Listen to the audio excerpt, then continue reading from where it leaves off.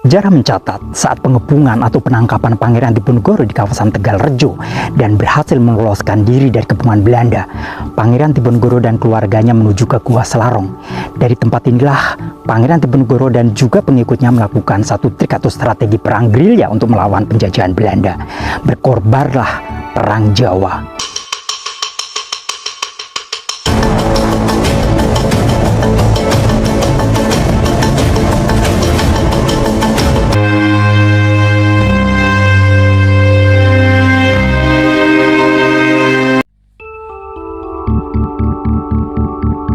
Sejarah adalah jendela ke belakang yang membuka cakrawala keberanian dan tekad para pendahulu kita.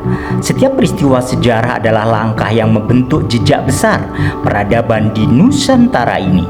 Sejarah dan peradaban masa silam tersembunyi kisah perjuangan dan kegigihan tanpa batas.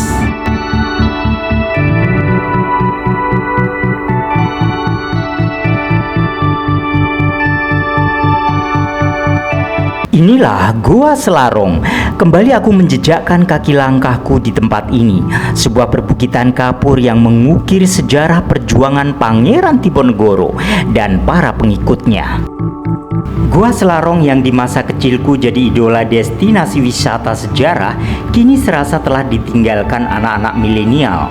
Itulah pentingnya edukasi sejarah dan pahlawannya sejak usia dini, agar terpatri di hatinya semangat nasionalisme dan patriotisme yang tinggi, yang terus tumbuh dan berkembang. Gua Selarong terlihat sepi, pepohonan meranggas di tengah kemarau ini. Semilir sang bayu di lereng perbukitan membuat serasa betah tiduran ataupun lesehan di pendopo yang masih berdiri kokoh. Perang Diponegoro sebuah perang besar yang pernah terjadi di negeri ini. Dalam catatan sejarah, perang yang berlangsung antara tahun 1825 hingga tahun 1830 termasuk salah satu perlawanan besar yang harus dihadapi Belanda semasa pendudukannya di Nusantara ini. Genderang perang yang bermula hanya di sekitar Yogyakarta akhirnya meluas ke banyak daerah di Jawa hingga sering disebut Perang Jawa. Sejarah mencatat saat pengepungan atau penangkapan Pangeran Diponegoro di kawasan Tegalrejo dan berhasil meloloskan diri dari kepungan Belanda, Pangeran Diponegoro dan keluarganya menuju ke Gua Selarong. Dari tempat inilah Pangeran Diponegoro dan juga pengikutnya melakukan satu trik atau strategi perang gerilya untuk melawan penjajahan Belanda. Berkorbarlah Perang Jawa. Mengulik sepenggal sejarah, latar belakang Perang Diponegoro menapaki abad ke-19. Keadaan di Surakarta dan Yogyakarta semakin memprihatinkan karena campur tangan Belanda terhadap pemerintahan lokal kerap memperburuk perselisihan yang ada di lingkungan kerajaan. Campur tangan kolonial juga membawa pergeseran adat dan budaya keraton yang tidak sesuai dengan budaya di Nusantara. Selain itu, dampak dominasi Belanda telah membuat rakyat makin menderita, dari tenaga kerja paksa hingga diwajibkan membayar berbagai macam pajak. Melihat penderitaan rakyat akibat kekejaman Belanda, Pangeran Diponegoro menyatakan perang dan melakukan perlawanan terhadap Belanda. Penyebab perang besar Pangeran Diponegoro terjadi diantaranya adalah salah satu sebab khususnya pencabutan patok-patok jalan yang dipasang Belanda di lahan milik Pangeran Diponegoro. Kala itu Belanda ingin membuat rel kereta api tanpa permisi atau tanpa izin memasang patok di lahan Pangeran Diponegoro, dan di lokasi itu terdapat makam para leluhurnya.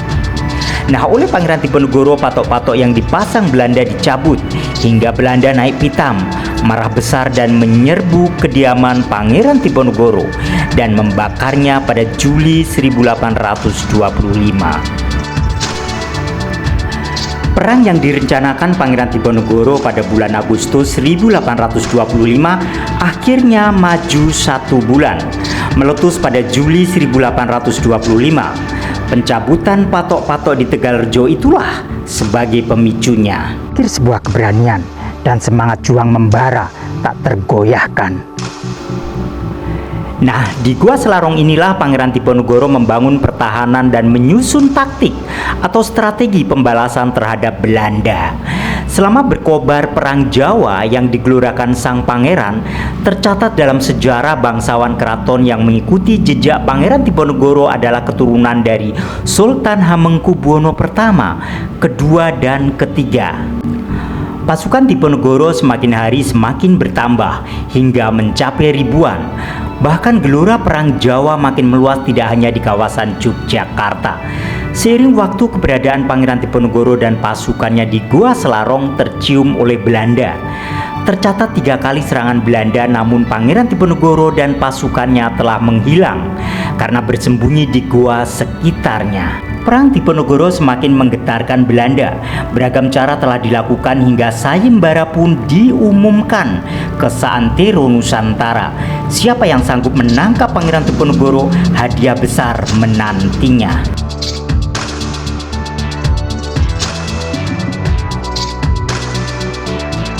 Beberapa strategi perang Diponegoro, diantaranya taktik yang dilakukan merencanakan serangan ke Keraton Yogyakarta dengan mengisolasi pasukan Belanda dan mencegah masuknya bantuan dari luar, mengirim utusan kepada para bupati dan ulama agar bersiap melawan Belanda, memilah bangsawan yang dinilai sebagai lawan dan kawan, membagi wilayah perang dan pertahanan.